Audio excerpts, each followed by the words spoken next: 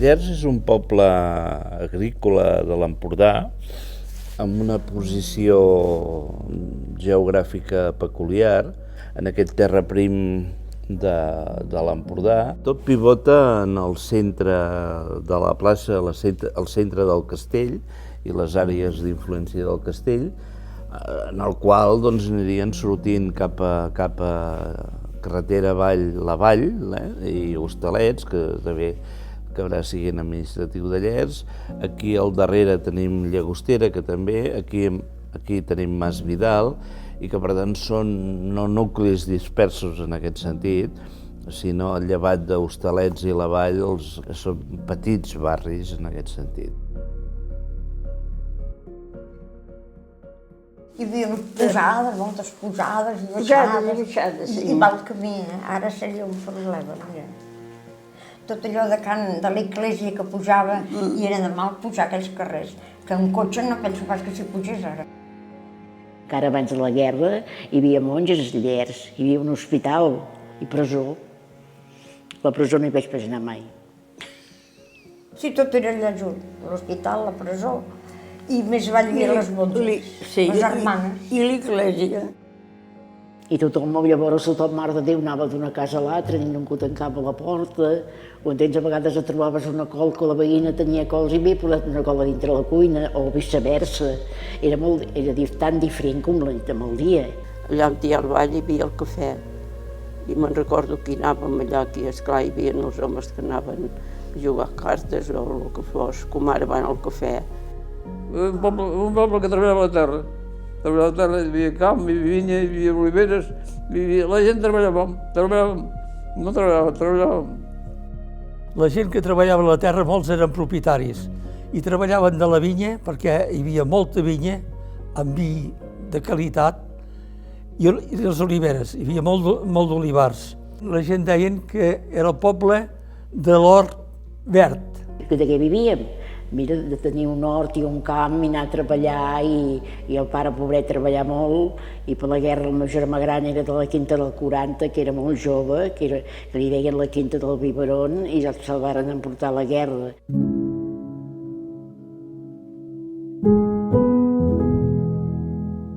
El meu pare va haver de marxar, va ser de cap als últims perquè era un xic gran, i la meva mare es va quedar amb dues nenes petites, jo amb 6 anys, i ell amb 10.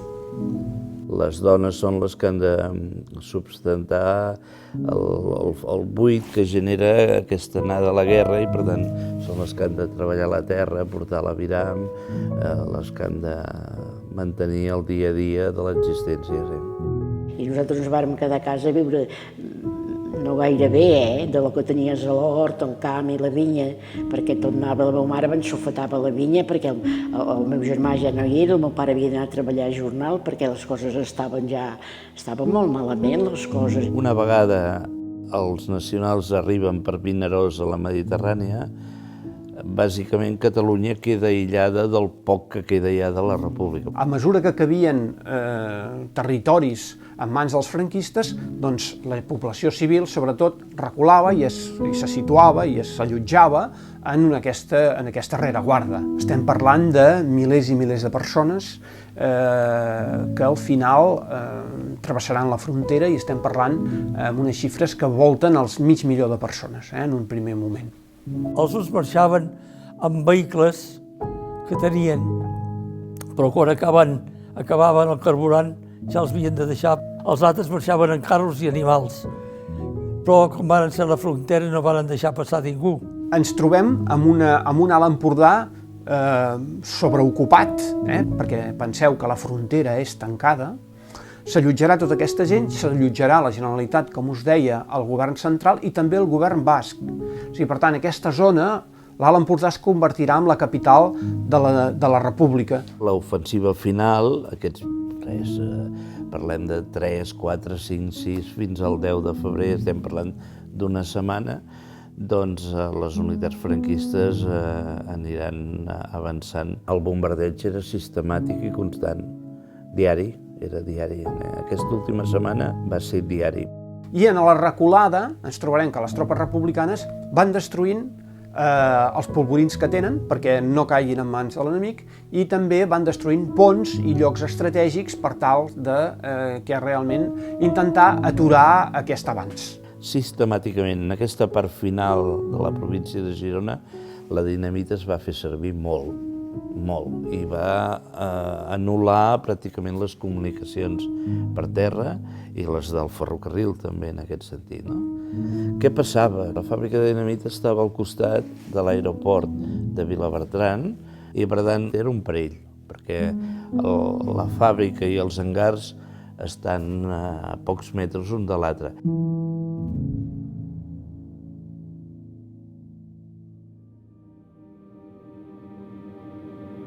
Llers havia mantingut el marge de bombardejaments i per tant era un lloc discret. Tenen la carretera natural, la que puja d'Hostalets a Llers i la que va de Llers a Terrades. És la línia per treure de la fàbrica d'explosius, de dinamita, d'aquí baix a Hostalets, pujar-ho cap amunt.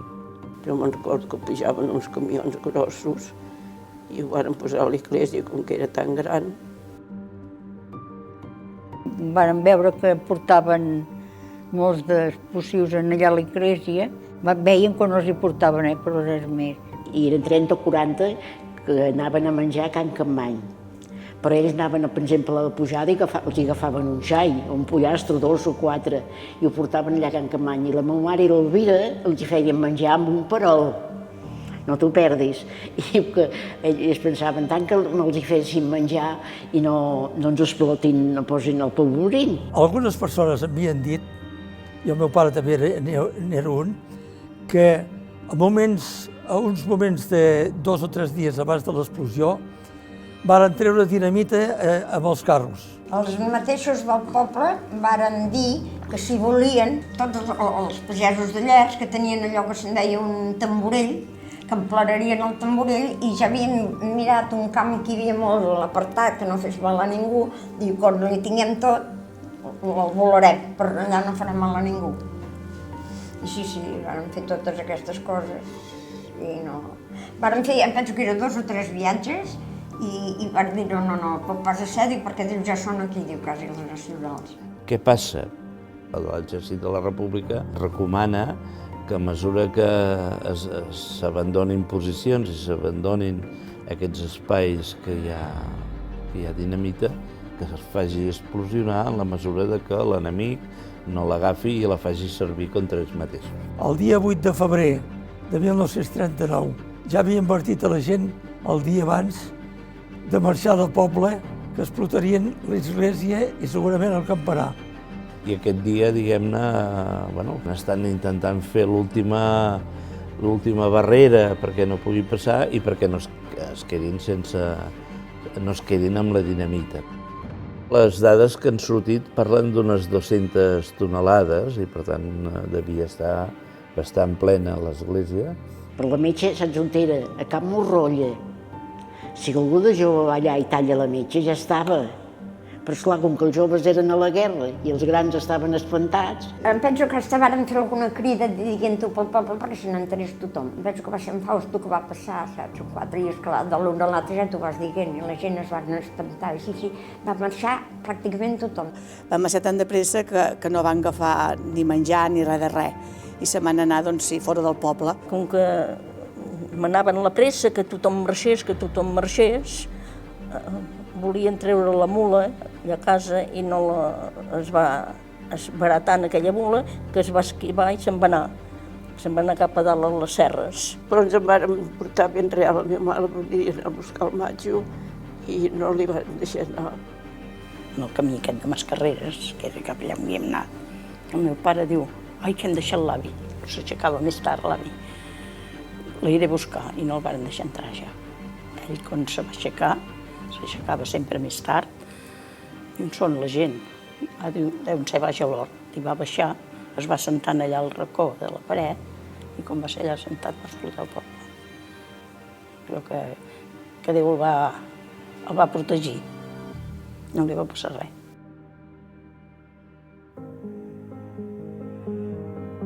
Va passar hores i hores i no explotava el poble, I les nenes doncs, van començar a dir que tenien ai, quina gana, i el seu pare va dir, escolta, potser no ho faran. Com que els havien dit que el poble explotaria a les 11, ja havia marxat i varen dir, poc que ens han enganyat, tot explotarà. Van anar a buscar menjar a casa. I el moment que eren a casa, que anaven a entrar a casa a buscar el menjar, va explotar el poble. I el meu avi, el pare de la Teresa, va quedar enterrat. Que va matar el meu pare. Totes les meves amigues tenien pare, menys jo. Perquè a mi me'l van matar. A la 1 de la tarda varen explotar el poble. Va explotar el campanar, va explotar l'església i a més va explotar tot el poble vell. Comerciants del Portús em varen explicar l'avi que va veure el campanar de Llers pujar al dalt del cel del Portús com un coet. A mi m'ho va dir un senyor. Diu que es va veure que pujava a l'església, que va, no sé, poder 1 metre o 2, no sé quants, pujava tot així. I com van dir, cuita, van quedar parats. I com va seure una mica a l'aire, I va venir un vent calent, que semblava que ens havíem de cremar. Com Hiroshima, en aquest sentit, esclar. 200 tonelades d'explosiu fan un forat molt fort. Hi ha hagut explosions darreres amb nitrats, un camió de nitrats, per exemple, que era capaç de crear un cràter de 30 metres, no? Això és la província de Castelló, un accident de fa 30 anys, no? Per tant, 200 tonelades de dinamita és més que això, sí. Jo sí que me'n recordo un fum, se veia un fum, no sé, una cosa, i rocs que cabien. Els veia com d'aquí allà. La meva mare diu que li varen dir que sota les escales no caurà pas. Ella va agafar els llençols més nous que tenia, els va posar en una saca i els va posar a sota l'escala. I aquella saca va anar a parar 2 cases més avall i un port que hi havia a la cort embolicat. Mira si va ser terrible, Nosaltres treballàvem en un camp, en unes feixes, i hi havia una pedra picada que era així grossa, d'una cantonera de l'església, que podem anar de quasi 2 quilòmetres lluny. L'explosió cap a ponent és més brutal, perquè tens les cases al davant, al revés, les que van cap al sud, doncs menys, no? Però hi ha tota una part de ponent que desapareix físicament. Quan tu estàs a la plaça del Ramal i baixes cap a baix, veuràs encara les últimes cases del que serà aquesta ona expansiva. Tot va quedar fet una ruïna al poble de Llers. A mi pensa que la vall i els hostalets no se salvessin, però va ser una cosa horrorosa el que va passar. Jo només me'n recordo que va explotar i quan vàrem arribar, el primer que vaig veure allà sobre les runes, la meva nina. Vaig tenir molta alegria perquè vaig veure la nina. No sé si era la primera vegada que jo anava a les ruïnes, allà sobre les ruïnes, no sé si m'ho sembla, que hi havia un pilot més alt, hi havia el pare de Joan Rosa i el meu pare que ploraven. I jo veure plorar nens, però plorar 2 homes que jo els veia, llavors tenien 40 o 50 anys, però a mi em semblava que en tenien 110, ho entens? Oi, allò ho tinc encara aquí, Érem allà baix a Camp de Giró, encara em sembla que veig la meva mare. Malla, te sap la clau de la casa, com va veure que tot era terra. És que no ens va pas quedar menys res. Va quedar tot trinxat, totes les cases, totes. Encara n'hi ha 4 o 5 per allà al mig que són igual, tal com va baixar, ha quedat.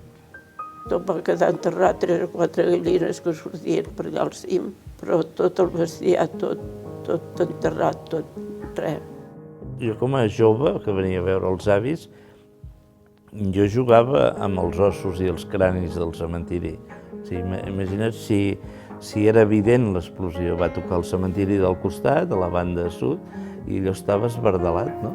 Hi havia els fonaments allà fets i tota l'hòstia, i mira, pel fonaments també anàvem a jugar corrent per allà dins, Anaves a pallar aquelles parets quan jugaves d'allòs a guàrdies i lladres o el que sigui, que anaves a amagar per allà darrere, aquells darreres, per això sí. Va fer malbé molt la casa, però hi havia racons que no. Que hi podíem viure perquè era separat, saps? Però esclar, llavors no podies anar enlloc ni res. I no va quedar res. No, res. Zero. Una volta, que les voltes i que costa molt de deixar. I encara el més fotut de tot és que plovia.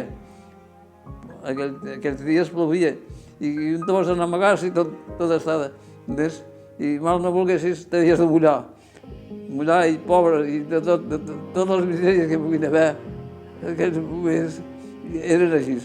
Passar com puguis, abrigar-te com puguis i menjar com puguis. No hi havia de solució que aquesta.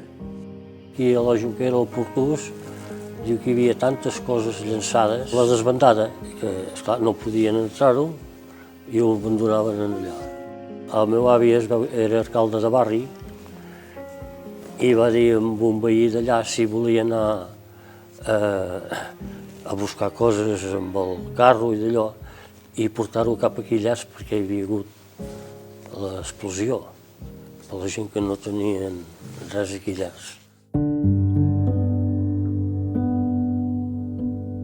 Per això que vam haver de marxar cap a Siurana, a casa dels avis, perquè no ens hi podíem pas estar allà. Havíem de dormir al carrer, a fora. Jo només me'n recordo que vam dormir a la cort de la Mola, quan tot era terra, esclar, què vols. Dormíem al cim de la tina del vi, però sense res, que va quedar un tall de volta, encara es veu, 4 o 5 metres. Hi ha un moment que les cases desapareixen, la gent han de buscar on poden per dormir, això és tard de reconstruir-se. Jo vaig marxar un any a Campmany. I tenia el meu oncle i vaig anar un any allà a Campmany. Plorava i plorava i plorava i plorava. Sempre deia que volia tornar a casa meu i casa meu i casa meu. Pobra gent, encara els devia fer més d'allò, que aquell marrer que encara t'empipi dient que vol anar a casa seu. Teníem un parents allà a tocar el castell i aquella gent diu, cony, per què no veniu a casa, allà al castell de Palau, i van deixar un quarto allà. I per poder anar al col·legi t'ho fèiem, caminàvem 3 quarts per anar i 3 quarts per tornar. Si l'avi no tenia gaire feina, ens hi portava amb la tartana. Llavors, com van poder, van arreglar una mica la casa i van treure la runa i ficar 4 rajols i 4 rocs, els rocs, perquè de rajol ja tampoc no n'hi havia. I la casa la van tornar a fer allà amb de Juntera, perquè el meu pare també em penso que ja n'era fill. I primer, quan hi vàrem anar, no teníem ni llum ni aigua. Però la gent, esclar, a la Costera volia ficar-se en una casa. L'any 1942, Franco va decidir de construir un poble nou. Regiones Devastades, que està treballant molt a la província de Girona. Hi haurà llocs específics, això, llers, no?, que faran un poble nou que més o menys acollirà a la gent que va quedar afectada, més o menys, perquè si agafes la llista de cases afectades i gent que es va quedar sense casa, el poble se'n construeix menys, no? Hi havia molts que van marxar i no han tornat. N'hi ha que han tornat, però n'hi ha que no han tornat. Va perdre molt, llavors, llers. Va perdre molt. Va marxar, que érem llavors 400, potser. Van quedar. No gaires més, suposo, de 400 persones, van quedar pocs. Era doble la posició del franquisme, no? Per un costat era no toquem el poble vell, això és l'horror de la guerra, i a més hi afegien l'horror de les hordes rojas, no? I per tant, acollir-se paternalment en aquesta figura d'un cabdill que està pels seus fills. Com van dir que feien al Poble Nou, tots contents, poder tornar a Llers. Oh, semblava que ens feien que sap què. Eren camps. Eren camps i mira, van començar a fer-hi cases i així. I aquí hi havia a la sortida del poble uns barracons d'aquests treballadors de les diverses branques que tenien els presoners republicans, doncs també feien el poble en la fase inicial, perquè després hi va entrar els contractistes públics que anaven subvencionats. Ho feien paletes, però ho feien els presos. Ho feien els presos que hi havia a la societat de dalt. Hi havia 90 presos, eren ruperdis. I aquella gent els feien treballar. Estaven ingressats allà al vall, ja hi dormia. A vegades a casa algunes havia vingut a escalfar, perquè abans a l'hivern feia molt fred i teníem la foc a terra, bueno, encara el tenim. I si algun dia podem entrar o beure aigua. El meu avi van obligar a fer calç. Feien calç allà al forn d'en Caranyana, que diuen allà sota Masmolà. No sé, quants anys en van fer. Nosaltres hi vàrem anar el dia de la Mercè, del 43 potser, i vàrem ser quasi dels primers, i la nit Torturo i la seva mare també, dels primers. A Can Calic també vàrem ser dels primers. Comprarem una casa al Poble Nou, de mica en mica ja l'irem pagant, molt serà que no la puguem pagar. I van comprar una casa al Poble Nou.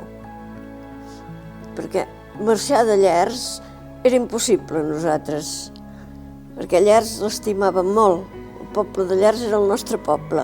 De moment vàrem fer les cases per un arrendament, però un arrendament que era molt costós, els anys aquells. I després, al cap d'uns anys, els vàrem vendre. I feien venir un noi, pobre Casas, que ja és mort, i deien: del 10, si no pagueu, us tiraran al carrer. I van tirar 2 famílies al carrer. I pagàvem 70 pessetes. Va ser un enganyifa econòmicament. Per diners va ser diners. Vam fer un poble nou per diners. No per pietat, per diners. Després els varen dir, jo ja treballava llavors, que els vendrien i que cal que pogués pagar-los, que els pagués, i el que no els va comprar la Caixa de Catalunya. I llavors, doncs, clar, que ells anaven pagant fins que fos pagat. Però, esclar, llavors resultava una mica més car. La meva em va costar 26.000 pessetes. I jo una cosa tenia, ja els hi vaig pagar i vaig dir: no vull saber res més. Molt vam haver de treballar. I jovenetes, que érem. Però havíem de fer-ho. Així va ser com ens en vam anar sortint, treballant tots.